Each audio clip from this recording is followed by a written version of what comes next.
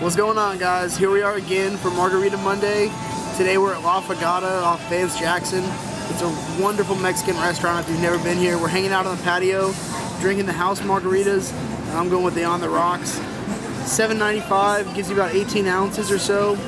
Very good quality margarita, and it definitely packs a punch. I give it about 4 out of 5 limes.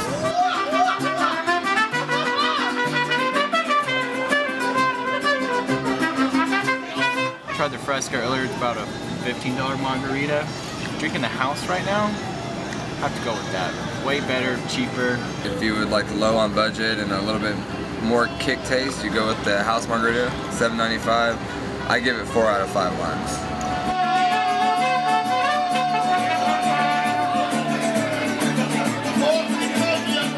Thanks for stopping by for another Margarita Monday. Join us next week. We'll be on the patio at Habanero's Grill at 281 and Bitters for the 128-ounce margarita. We're going to need some help to finish it, so come out 7 p.m. next Monday. See you then. Nice. So good job.